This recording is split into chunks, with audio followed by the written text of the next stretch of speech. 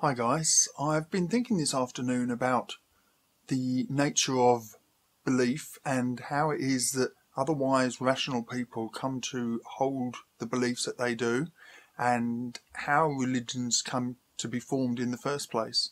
And I've reduced it to three areas. I would say there's belief in God, belief in a religious doctrine, and then the leadership hierarchy of religion. When I talk about belief in God, I'm interested in the factors by which people on a personal level come to believe in God, historically as well as in the modern age. And I think it's because humans have a number of traits which make them susceptible to belief in God. The first is supernatural thinking. It's been shown that not just humans, but other animals as well, tend to have a tendency towards ascribing non-natural reasons for natural events. So perhaps an ancient caveman might have seen lightning strike a tree and declare that it was some great being in the sky throwing down lightning bolts. And even now you see it all the time where an event happens, a flood hits a town, and a tsunami hits a town, and it wipes out 10,000 people. One small child survives, and people say it's a miracle. The one baby survived, and they don't see the other 9,999 people who died, and that kind of leads on also to confirmation bias. Confirmation bias, of course, is the tendency to see those things which confirm your existing belief structure. So when people see 10,000 people killed and one person survived, their confirmation bias allows them to see the one survival as a miracle, and not the 10,000 dead as a curse. Another human characteristic is a tendency to anthropomorphize things.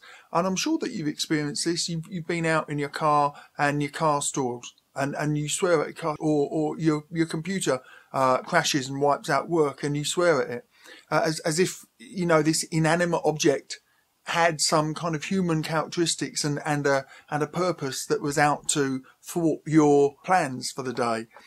And with that also comes the belief in agency. Human beings, by nature, find it very difficult to see events as naturally occurring. It's strange, many people can understand the concept of weather or the concept of biology or whatever, but then when they see something happen that has, say, a regular pattern, then they assume that there must be an agent at work in causing that. Even though you could, for example, explain the process of how a crystal forms, how the cooling of lava might result in a perfect 6 or 8-sided shape, which appears to be man-made or created, shall we say, yet which is brought about by natural forces.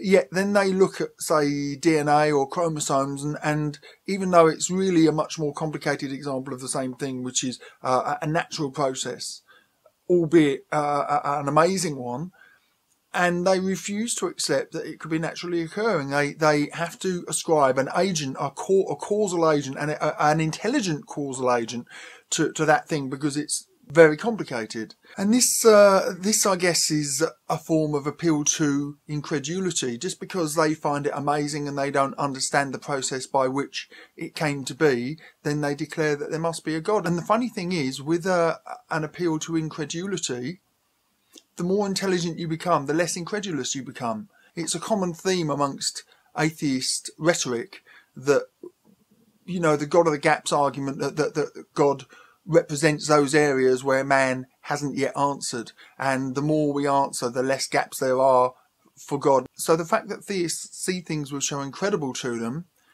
and even appear to have agency doesn't mean that there's a God. Obviously, it's just that they are incapable of thinking bigger. Along with that, I guess, is the human brain's tendency to seek patterns in things. I'm sure we've all seen examples where there's been a piece of toast and something vaguely resembling the stereotypical image of the Virgin Mary, and 500,000 Mexicans go on a pilgrimage because of it. Or a Pop-Tart that has a burn pattern in it that looks like Jesus, and it sells on eBay for £25,000. Pattern seeking is an invaluable characteristic of the human brain, because pattern seeking enables us to recognise those things that we've seen before, and it also enables us to quickly recognise those things which may be threatening to us. So we see a vaguely string-like pattern, and we may quickly identify that as a snake, or we see clouds gathering in the sky, and we quickly infer from that it's going to rain, even though the clouds may actually be something totally different. Pattern seeking, as far as religion is concerned, is that we see those things which we infer have agency, and we see patterns in things which don't necessarily have patterns. For example, the forces of the universe, which have often been touted as the fine-tuning argument. We see a pattern in the fact that all of these things are just so, and rather than rationally analysing those patterns and suggesting that actually it could be that life came about as a result of the conditions that existed, we see the existing conditions as a pattern which denotes intelligence because it was created for our existence. On a personal belief, of course, it would be remiss not to mention that many people hold this belief because it's comforting. It helps them to cope with the briefness of our existence, our mortality, the loss of loved ones, the apparent injustice in the universe. It makes me laugh. I would sooner look at events such as earthquakes where 1 million people die or 100,000 people die and think that that's part of God's plan, and then just believe that there's some greater plan than they would just believe that it's a random geological event and it's pointless. So personally, I've always seen such events, the fact that they are mere consequences of living on a violent, moving earth, as rather reassuring. It kind of keeps me humble, I guess I'd say. Now I'm moving on to why people have belief in religious doctrine at all. And I think that starts with a hierarchy of indoctrination. It starts with usually your parents when you're a child, and this is reinforced by your family. And then this is reinforced by your peers, and then you go to church or Sunday school and it's reinforced by your religious leaders, and then perhaps later on by religious educators. And then eventually what happens is that the enforcement of belief becomes so systemic that you actually become capable of self-delusion.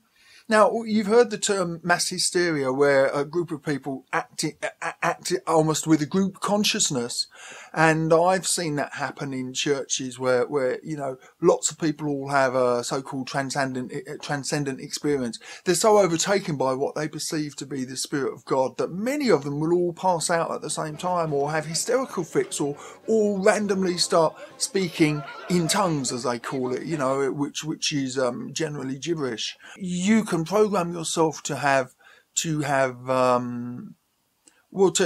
hallucinations which fit your expectation. I've told this story before, where I was a young boy, about 10, in a church, and I was desperately trying to be a good Christian, and I firmly believed that I could see Jesus at the front of the church. It was actually, I believe, a Billy Graham rally, and in the Albert Hall, and at the front of the hall I saw the figure of Jesus. But amazingly, it was exactly the figure of Jesus that I had been conditioned to expect to see. So if Jesus ever existed at all, it's doubtful that he looked like the more modern paintings of him, you know, this kind of white Anglo-Saxon guy with his kindly face, blah blah blah, you know. Yet the conditioning of my psyche was so strong that when I hallucinated exactly what I'd been told to expect. Also, from the very youngest age, we're taught to have a deference to authority, subservience to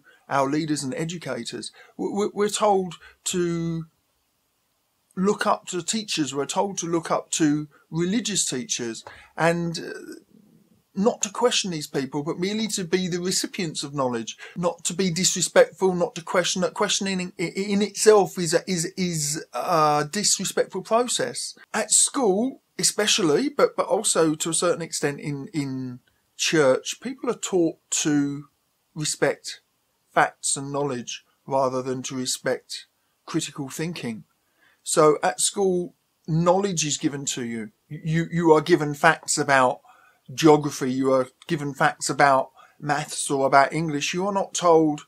You are not told how to think. You are told what to think, and that thought process continues across many different areas of your life. It's no wonder really that people have trouble disassociating from that societal programming where they're taught from the very earliest age to merely accept that which is given to them and not to question it.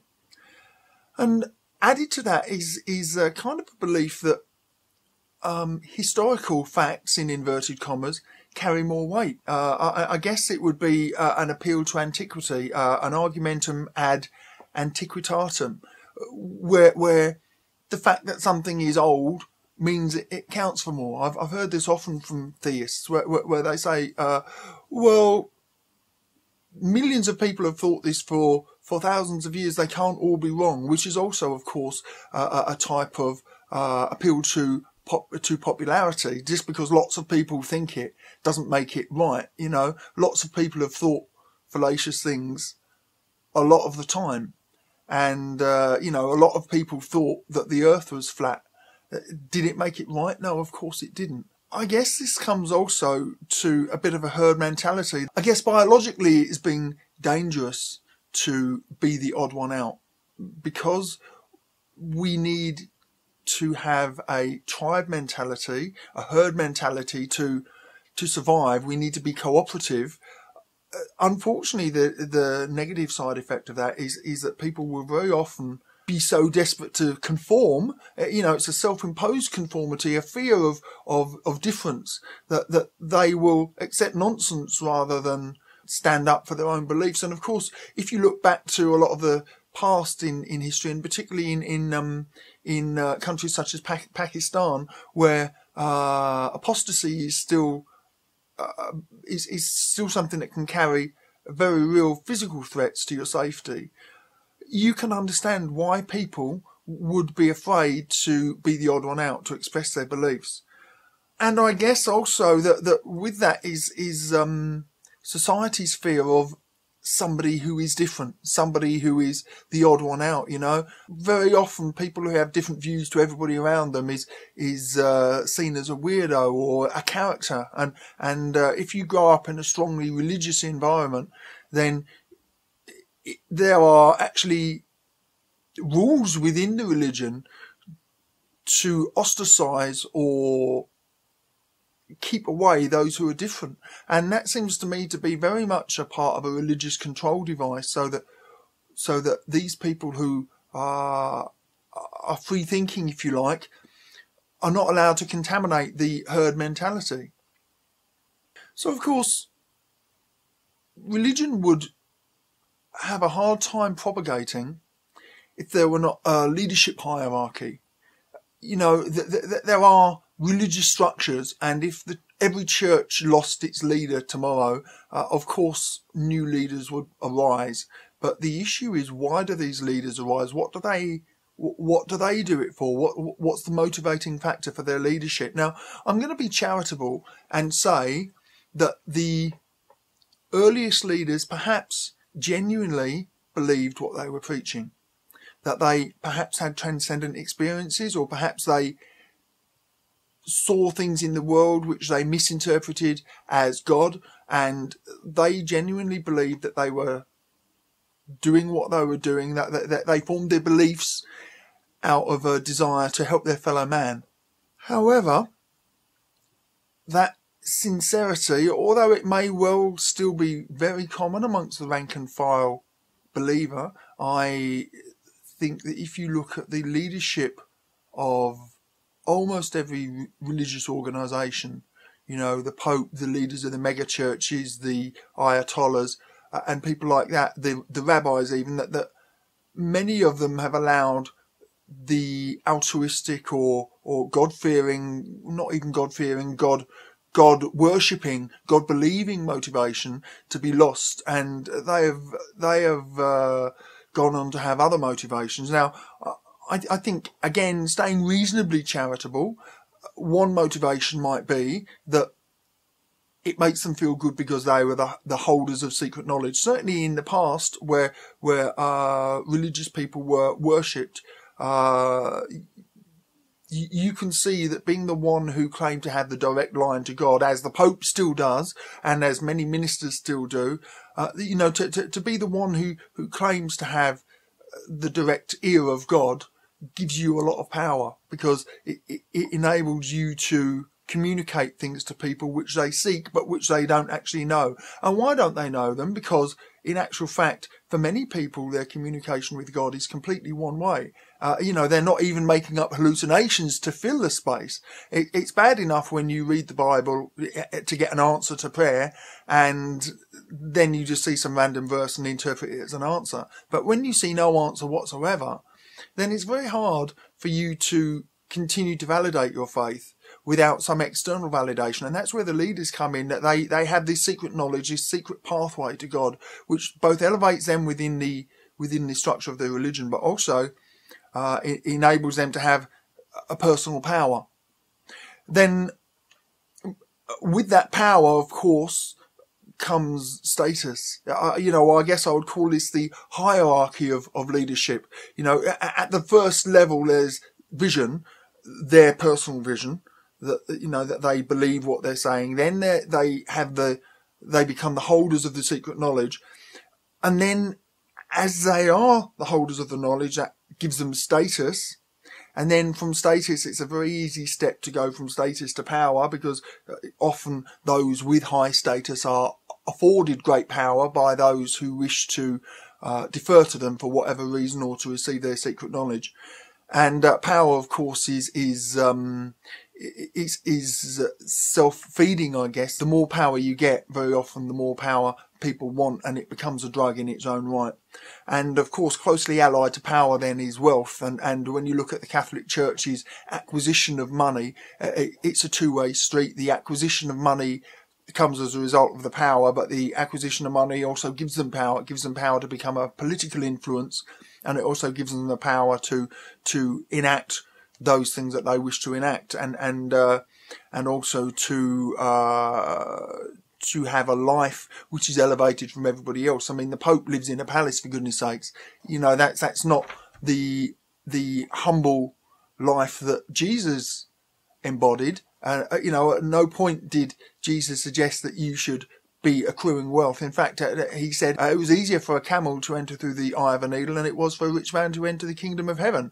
But when you look at the massive ostentatious wealth in the Catholic Church, you wonder what Jesus they're even following.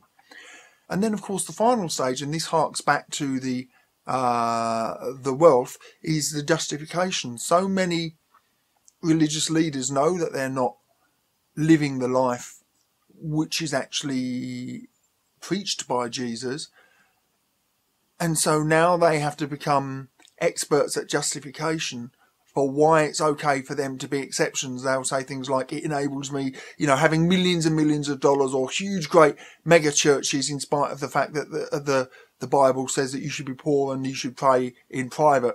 These enable them to carry out their ministry more effectively, or nonsense like that. And so it's very easy just looking to see, just on a purely human level, how it is that so many people have come to follow religion, and why it has become so potent in their lives. It's a multi-stage process where all of the different threads all reinforce in together, and makes it very, very hard to leave. It's very alluring, Anyway, you take care, guys. Hey guys, thanks for watching. Hope you enjoyed the video. If you did, please take the time to rate and comment, and it would mean a lot to me if you would subscribe. Thank you.